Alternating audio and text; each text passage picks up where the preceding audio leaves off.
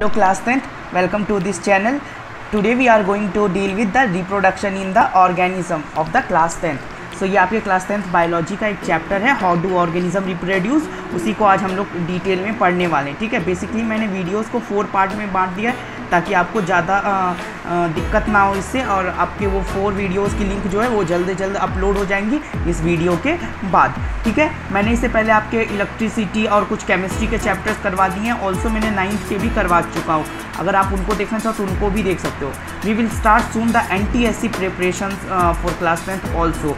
So be with us and for more and lot of surprises. तो ठीक है, मैं आपका ज़्यादा टाइम वेस्ट नहीं करूँगा, चलिए स्टार्ट करते हैं. सो देखो, सबसे पहले एक तरफ से मैं टॉपिक आपके साथ डील कर देता हूँ कि क्या क्या पढ़ना है जनरली. तो इंट्रोडक्शन हम लोग थोड़ा देख लेंगे, मोड्स देख लेंगे रिप्रोडक्शन के, और सेक्सुअल फिर चले जाएंगे. उसके अंदर देख सकते हो सब टॉपिक्स इतने सारे पास दिए गए, जैसे मोड्स में physical fusion, fragmentation, regeneration, budding. So इतने सारी चीज़ें आपके इंक्लूडेड हैं. सो नेक्स्ट अब देखिए, सेक्सुअल रिप्रोडक्शन में भी आपके पास मेल पार्ट है, फीमेल पार्ट है, फ्लावर में है. तो ये सब भी हम लोग डिस्कस करने वाले हैं इन द डिटेल. तो आपको अगर इसमें कोई भी प्रॉब्लम आता होगा वीडियो में, मैं आपको जब समझाऊंगा तो आप जस्ट एक कमेंट में लिख देना, मैं आपको रिप्लाई कर दूंगा कमेंट्स में. ठीक है, चलिए नेक्स्ट देखिए, fertilization of eggs and the female फर्टिसाइड, बहुत अच्छा बात है. एंड ऑल्सो रिप्रोडक्टिव हेल्थ मैं आपको बताऊंगा इन द लास्ट वीडियो. आज तो हम लोग रिगार्डिंगली एसेक्सुअल ही देखने वाले हैं. ठीक है,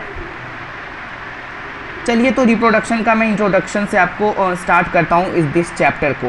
तो क्या बोलता है, देखो रिप्रोडक्शन आप लोगों ने काफ़ी टाइम से सुना होगा ना रिप्रोडक्शन में. चलो अभी अगर मैं इस डेफिनेशन को मैं एक्सप्लेन करता हूँ थोड़ी देर में.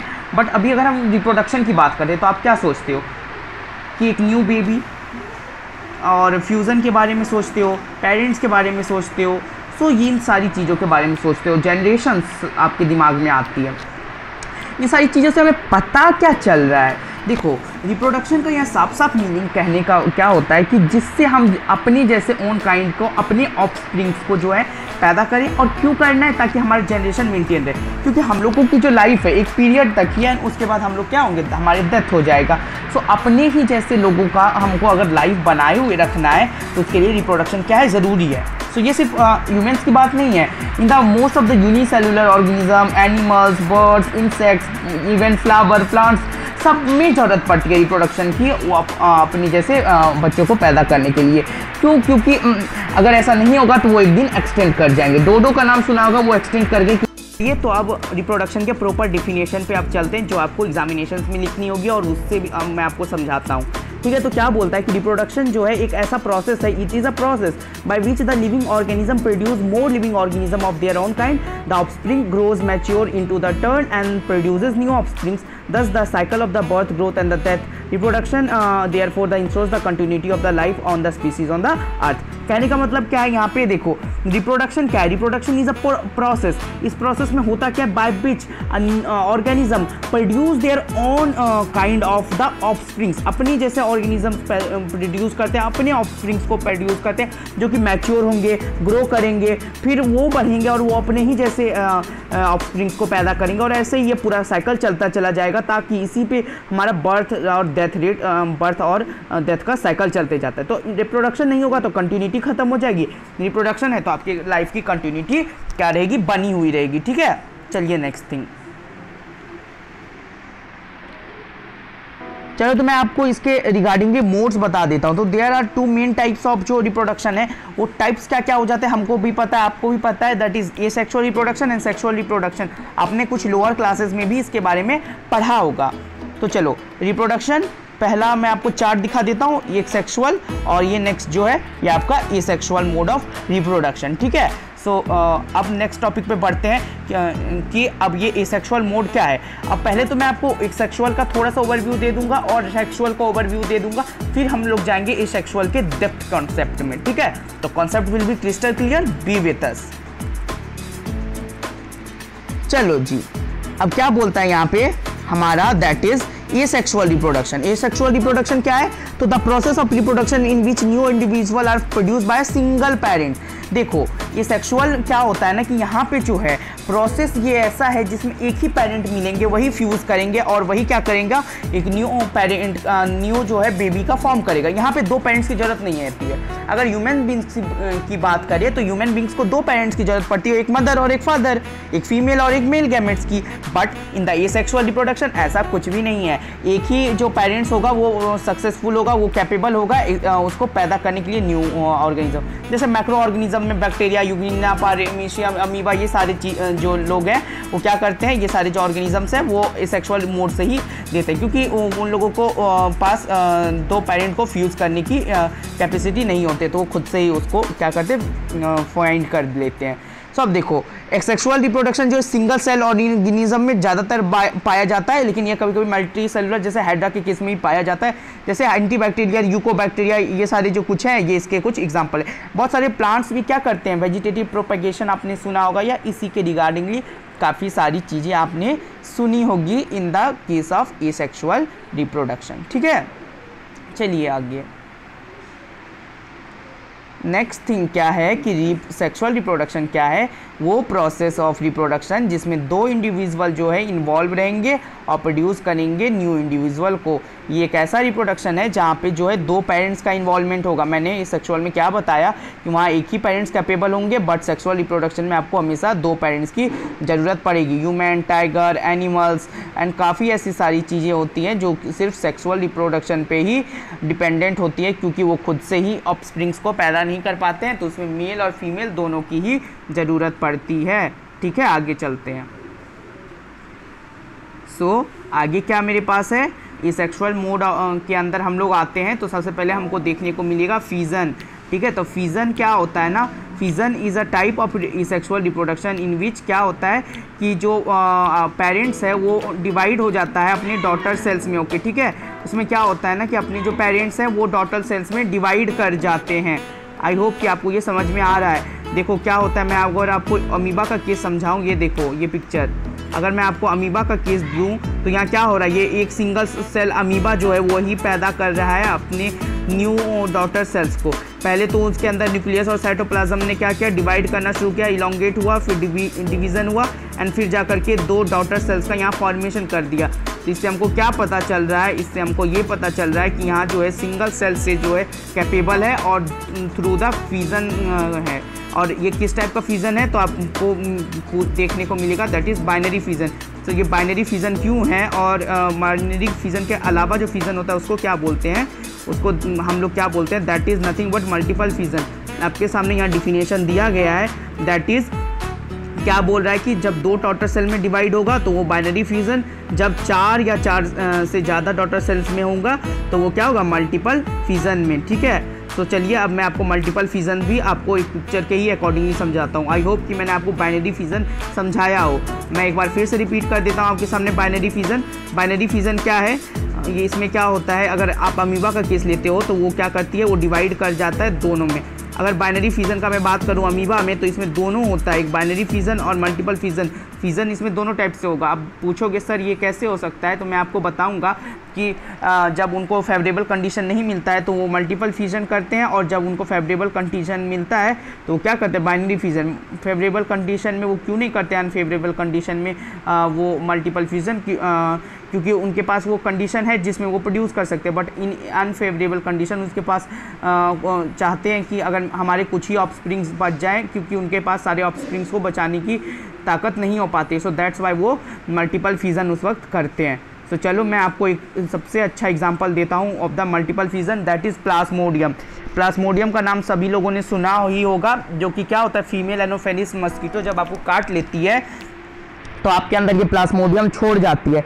तो ये प्लाज्मोडियम क्या करता है, आपके लीवर पे जाके अटैक करेगा, और लीवर पे जाके अटैक करने के बाद वहाँ जा करके अपना क्रेस्ट बना लेगा, ऊपर एक वॉल बना लेगा, और वो क्या करेगा, वो अपने अंदर मल्टीपल फ्यूज़न करना शुरू करेगा। और जैसे ही उसको फेवरेबल कंडीशन मिला उसने सारे डॉटर सेल्स को रिलीज कर दिए, जो कि आपके ब्लड में जा करके आपको फिर मलेरिया फैलाता है। ठीक है, तो ये किस टाइप का एग्जाम्पल है, मल्टीपल फ्यूज़न का। क्या हुआ, मच्छर ने आपको काटा, आपके अंदर गया प्लाज्मोडियम, प्लाज्मोडियम ने अपने ऊपर बनाया कैस्ट के अंदर उन्होंने स्टार्ट किया मल्टीपल फिजन, और जैसे ही फेवरेबल कंडीशन मिला वो सारे डॉटर सेल्स बाहर, और आपको वो फर्दर जो डॉटर सेल्स है और भी ज़्यादा डॉटर सेल्स बनाएंगे और आपको मलेरिया फैलाएंगे। ठीक है, आगे चलते हैं। चलो नेक्स्ट थिंग क्या बोलता है अबाउट द बडिंग। बडिंग के बारे में अगर जानना है तो चलिए समझते हैं बडिंग होता क्या है। तो मेरे सामने बोलता है कि बडिंग जो है नथिंग बट एक सेक्सुअल मोड ऑफ रिप्रोडक्शन है, जिसमें क्या होता है छोटा सा कैस्ट लाइक का स्ट्रक्चर। अभी मैंने आपको बताया कैस्ट होता क्या है, दीवार होती है एक टाइप की जो कि सेल के ऊपर बन जाती है, जैसे कि प्लाज्मोडियम कर रहा था। तो बडिंग क्या एक सेक्सुअल रिप्रोडक्शन है जिसमें small cast like structure form हो जाता है पेरेंट पर, और जो कि नए इंडिविजुअल को जन्म देता है। मैं अगर आपको फिगर बना के समझाऊं तो देखो मैं कुछ इस टाइप का बनाऊंगा कि अगर मैं ये हाइड्रा का केस लेता हूँ, अगर फिगर पे मत जाना, ये हाइड्रा का केस लेता हूँ, यहाँ से एक बर्ड निकलना शुरू करता है, एक आउटर ग्रोथ बर्ड निकलना शुरू करेगा, और ये बर्ड फिर जाकर के क्या होगा धीरे धीरे धीरे धीरे मैच्योर हो जाएगा, एंड फिर वही मैच्योर होने के बाद एक न्यू जो है वो हाइड्रा में फॉर्म हो जाएगा। तो इससे आपको क्या पता चला कि पहले जो है धीरे धीरे यहाँ पे निकलना शुरू हुआ बर्ड, और देन वो बर्ड थोड़ा डेवलप हुआ, एंड लास्टली जा करके वो क्या हुआ उसके बॉडी से निकल गया। मैं आपको उसका रियल फिगर भी दिखाऊंगा। चलिए आगे में चलते हैं। क्या बोलता है bud remain attached to the parent yeast और may be separate become a new individual. देखो क्या होता है ना, बर्ड जो है कभी कभी सेपरेट भी रह जाता है उसके साथ, और कभी कभी निकल भी जाता है। तो जब निकल जाता है तो उसको बोलते हैं हाइड्रा, और अगर अटैच है तो जैसे कि ईस्ट में क्या होता है हमेशा बर्ड अटैच्ड ही रहता है। ईस्ट भी एक अच्छा तरह का बर्डिंग का फॉर्मेशन करता है। ठीक है, तो ये देख सकते हो आपके सामने मैंने एक फिगर लगा दिया बर्डिंग हाइड्रा। देखो यहाँ पे छोटा सा आउटर ग्रोथ निकलना शुरू हुआ, वो थोड़ा सा डेवलप किया बर्ड, एक नया बर्ड बनाया, और फाइनली हाइड्रा के बॉडी से निकल गया। ये क्या हमारा बताता है, ये हमारा बताता है द प्रोसेस ऑफ बर्डिंग को, कि पहले एक हाइड्रा के शरीर पे छोटा सा बर्ड निकला, थोड़ा ग्रोथ हुआ, पूरा ग्रोथ हुआ, एंड देन फाइनली वो उसके बॉडी से निकल गया। चलिए तो मैं आपके साथ अब डिस्कस करता हूँ next topic. So my next topic is nothing but regeneration and the fragmentation. As you can see on your screen, that is regeneration and fragmentation. अभी तक मैंने आपको बताया सेक्सुअल मोड उसका इंट्रो दिया मैंने, रिप्रोडक्शन का फिजन बताया, बाइनरी एंड मल्टीपल उसके अंदर बताया, एंड बडिंग अभी बता करके अभी मैं आपको पढ़ाऊंगा रीजेनरेशन एंड द फ्रेगमेंटेशन। तो रीजेनरेशन से क्या पता चलता है, रीजेनरेट कुछ हो रहा होगा। तो चलिए उसी पर डिस्कस करेंगे हम आज। तो देखो regeneration is nothing but it is a process of what, growing back of lost organ of body by the part of the organism. क्या होता है ना कि अगर आपने लिजार्ड का केस लेकर के समझते हैं कि लिजार्ड का आपने पूंछ देखा होगा, तो अगर लिजार्ड है ये तो उसकी पूंछ अगर कट जाती है तो वो वापस क्या करती है, रीजनरेट कर जाती है, हमेशा फिर से बन जाती है। तो ये क्या दिखाता है कि वो ऑर्गन क्या है, कैपेबल है, वो ऑर्गेनिज्म उस ऑर्गन को डेवलप करने में वो कैपेबल है। So this will called as nothing but regeneration. So regeneration में क्या हो रहा था, लॉस्ट ऑर्गन वापस आ जाता है। बट ये अगर छिपकली की बॉडी काट दोगे तो ये ऐसा नहीं होगा। बट कुछ ऐसे भी ऑर्गेनिजम्स होते हैं जैसे प्लानेरिया, उसके जो आप अगर बॉडी के छोटे छोटे टुकड़े भी कर देते हो तो भी वो रीजनरेट कर लेते हैं। ठीक है, सो मैं अगर नेक्स्ट थिंग आपको बताऊं इसके रिगार्डिंगली तो मैं फ्रेगमेंटेशन बताऊंगा, और मैं आपको पिक्चर के अकॉर्डिंगली मैं रीजनरेशन और फ्रेगमेंटेशन दोनों समझाने वाला हूँ आपको। सो फ्रेगमेंटेशन क्या है, ये प्रोसेस में क्या होता है ना कि जो बॉडी है वो क्या करता है, फ्रेगमेंट में टूट जाता है और न्यू ऑर्गेनिज्म को पैदा करता है। तो fragmentation is nothing but it is a process by which organism get fragmented into the smaller pieces and each piece grow into a whole new organism. Fragmentation process में क्या होता है, हर एक पीस जो है एक नया ऑर्गेनिज्म बन करके निकलता है। ठीक है, सो अगर मैं नेक्स्ट थिंग की बात करूं तो अगर प्लानेरिया और हाइड्रा का एग्जांपल लोगे तो प्लानेरिया आपके रीजनरेशन, हाइड्रा भी रीजनरेशन में आ जाता है। ऑल्सो आपके हाइड्रा में जो है कुछ फ्रेगमेंटेशन के होते हैं। ठीक है, फ्रेगमेंटेशन और रीजनरेशन दोनों हाइड्रा के केस में होते हैं, बट प्लानेरिया में रीजनरेशन होता है, उसके फ्रेगमेंट्स नहीं टूटते हैं। ठीक है, देख सकते हो मेरे सामने एक हाइड्रा का आपके सामने पिक्चर दिया गया जिसमें आप रीजनरेशन देख सकते हो। नेक्स्ट थिंग, अब मैं सबसे अच्छा आपको रीजनरेशन बताऊं तो ये होता है, दैट इज़ ये हमारा प्लानेरिया है। ठीक है, तो ये मेरा एक पेरेंट प्लानेरिया है जिसका मैंने यहाँ से भी काट दिया, यहाँ से भी काट दिया और यहाँ से भी, ये मैंने हेड काट दी, ये मैंने ट्रंक और ये बच गया मेरा टेल।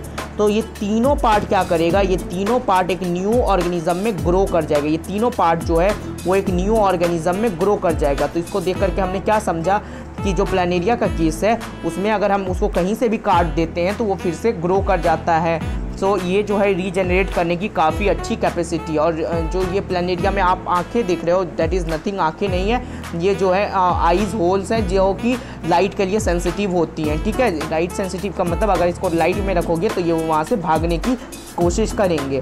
तो आपको मैंने बताया कि प्लानिडिया में क्या होता है कि आप उसको काट दो कहीं से भी, वो रीजनरेट हो जाते हैं। हाइड्रा भी ऐसा करते हैं, and hydra also goes under the fragments. उसमें क्या होते हैं, बॉडी जो है एक फ्रेगमेंट्स में टूट जाता है और न्यू इंडिविजुअल को पैदा कर देता है।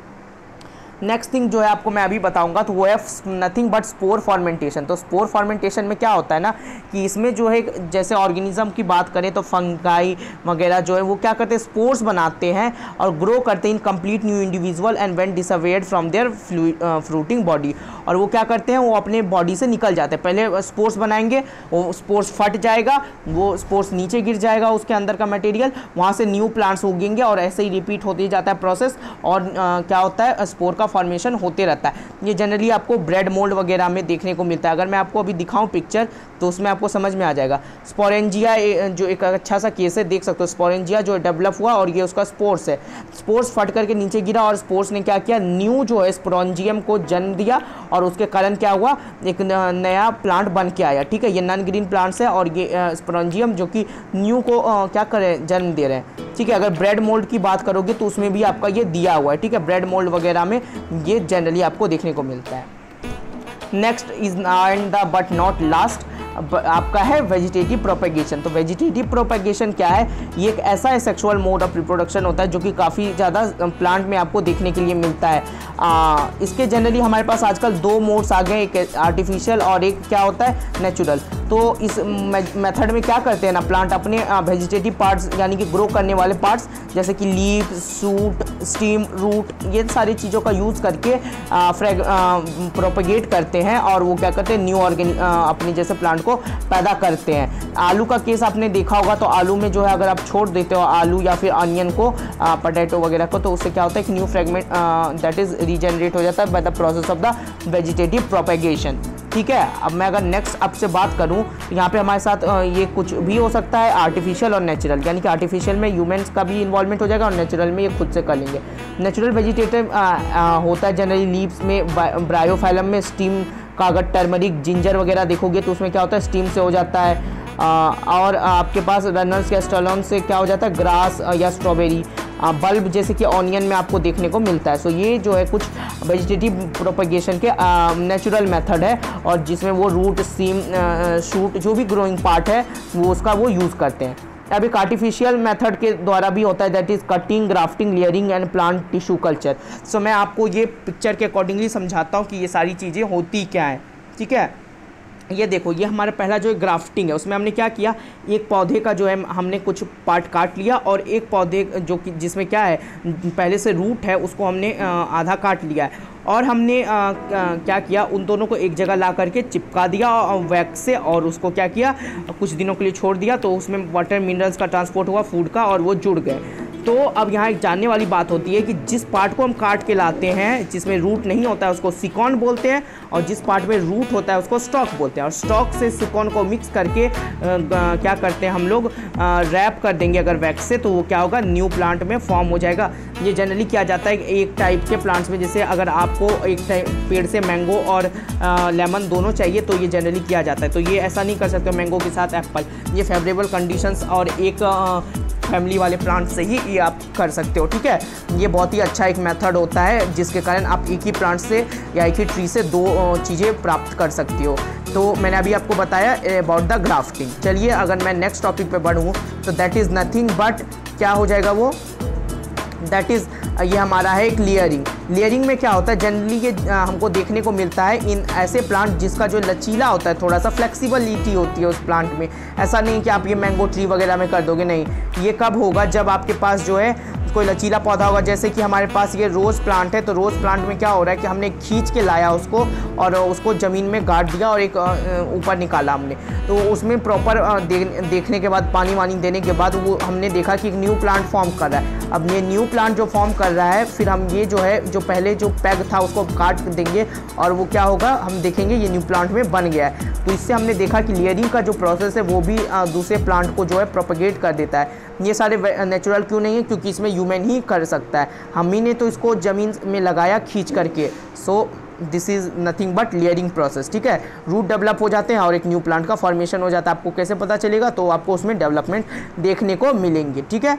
नेक्स्ट थिंग, ये हमारा कटिंग है। कटिंग में कुछ नहीं करते, एक प्लांट का एक पार्ट काट लीजिए जो कि प्रोपगेट करता हो और उसको दूसरे जगह लगा करके उसका अच्छे से ख्याल रखिए, वो आपका निकल के आ जाएगा पौधा। ये रोज़ में देखने को मिलता है, बनाना में देखने को मिलता है जनरली आपको कटिंग वाला, ठीक है। अब ये प्लांट टिश्यू कल्चर बहुत ही अच्छा है, बहुत ही मज़ेदार है। टिश्यू क्या करते हैं प्लांट टिश्यू कल्चर में, इट इज़ अ रिप्रोडक्शन जिसमें हम लोग क्या करते हैं, हमको पूरा ज़रूरत नहीं पड़ता है पार्ट ऑफ प्लांट का, लीफ का भी ज़रूरत नहीं पड़ता है। बस हम लोग क्या करते हैं जो ग्रो होने वाले पार्ट है वहाँ से टिश्यू उसके लिए आते हैं और टिश्यू ले आने के बाद पेरेंट प्लांट से टिश्यू अगर हमने ले आया उसको हम लोग एक डिश में रख देंगे विद द कंटेनिंग अगार। अगार क्या होता है ना कि उसको निकलने नहीं देता और अच्छे से स्ट्रेच करके वहाँ पे रखता है, ठीक है। और फिर उस सैंपल को हम कुछ दिनों के लिए वहाँ पे छोड़ देते हैं और उसका अच्छे से ख्याल रखते हैं उस पेट्री डिश में, तो वो क्या होगा, वो फिर छोटे छोटे प्लांट्स में ग्रो करने लगेंगे। फिर उस प्लांट्स को निकाल करके आप कोई गमले वगैरह में लगा करके कंपोस्ट वम्पोस्ट डाल दो तो वो ग्रो कर जाएगा। तो टिश्यू कल्चर में हमने क्या देखा ना कि ये अच्छे से ग्रो कर जाते हैं विदाउट एनी बिगर पार्ट। इसमें सिर्फ टिश्यू का यूज़ करके ग्रोइंग टिप वाले टिश्यू का यूज़ करेंगे और फिर न्यू प्लांट का फॉर्म करेंगे। तो टिश्यू कल्चर में हमने क्या देखा अभी कि टिश्यू हम लोग निकाला, हमने टिश्यू को पेट्री डिश में डाला, उससे ग्रो किया और एक नया बन के आया हमारे पास, ठीक है, प्लांट। चलिए next thing, so thank you for this session. So ये सेशन हमारा यहीं तक का था, बट चैप्टर यहाँ बिल्कुल भी एंड नहीं होता है। अब हम डिस्कस करेंगे रिगार्डिंगली चैप्टर के नेक्स्ट पार्ट को, ठीक है।